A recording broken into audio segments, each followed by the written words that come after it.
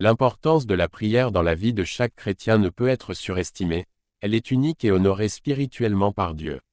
Sachez que votre rechute dans la foi n'a pas commencé le jour où vous avez commis la fornication ou menti, non, elle a commencé le jour même où vous avez perdu votre vie de prière. La première attaque du diable est de voler votre vie de prière.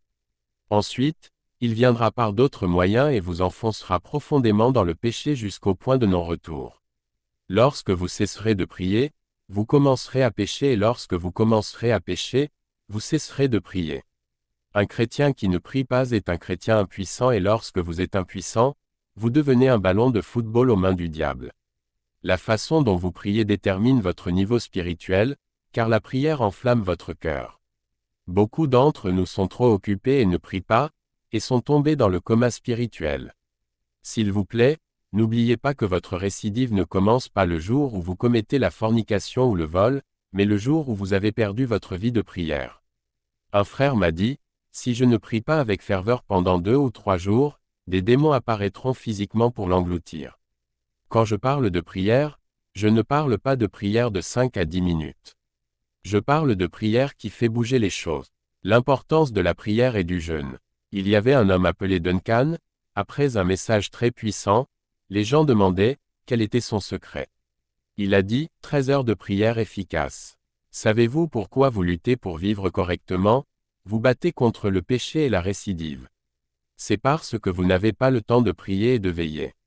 Beaucoup ne réunissent plus leur famille pour prier mais peuvent se réunir pour regarder des films, des parties 1, 2 et 3, tous d'affilée pendant 5 à 6 heures.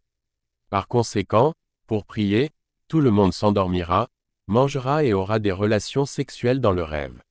Beaucoup de ceux qui ont commencé avec zèle finissent aujourd'hui par être dans la chair. Beaucoup de croyants ont du mal à prêcher l'évangile à cause du manque de rapports honnêtes et bons qui se refroidissent déjà. Certains, au lieu d'apporter leur raison à Dieu, finissent plutôt par se quereller, se plaindre et combattre Dieu. Ils voient Dieu comme un Dieu partial chaque fois qu'il répond aux prières de leurs voisins mais restent silencieux à leurs propres prières.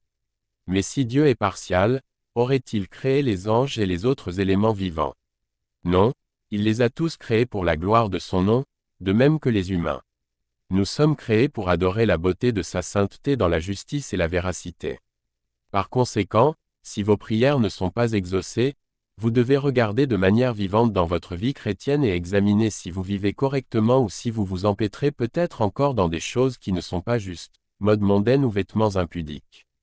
La prière est comme l'expiration de l'esprit de l'homme et l'inspiration de l'esprit de Dieu. La prière est comme un pouls et la façon dont vous priez détermine votre niveau de vie spirituelle. Si vous voulez que Dieu élève votre vie ministérielle à un niveau supérieur, engagez-vous dans une prière sérieuse. La prière a permis à la gloire de Dieu de couvrir vos yeux physiques de la vision du mal ou des pensées méchantes et vous empêche de tomber dans le péché. Lorsque vous devenez paresseux ou trop occupé pour prier, le voile qui couvre vos yeux et votre cœur commence à fondre. Par la suite, vous commencerez à voir l'attrait, le plaisir et la partie agréable d'un tel péché, et après l'avoir commis, vos yeux s'ouvriront et crieront, « Oh non, je ne sais pas ce qui m'est arrivé. » Lorsque vous arrêtez de prier, vous commencerez à pécher et lorsque vous commencerez à pécher, vous arrêterez de prier. À ce moment-là, le diable ouvrira vos yeux pour voir les fautes, les erreurs et les fautes de vos pasteurs et de vos membres. Vous verrez que votre problème est plus grand que Dieu.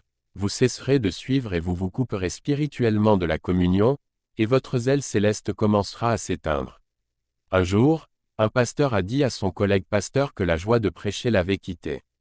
Mais il s'est forcé à le faire parce qu'il ne voulait pas que les gens sachent qu'il avait rétrogradé.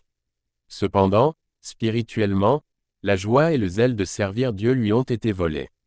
Sa vie spirituelle est déjà enterrée. Sa foi a été dévastée, entraînant frustration, désespoir, puis finalement maladie mentale spirituelle. Ce qui le fera sombrer de plus en plus profondément dans les inégalités jusqu'à un point de non-retour. Je prie, que cela ne soit jamais votre part au nom de Jésus, mais engagez-vous toujours dans la force de prière et cette prière importante se réalisera dans votre vie.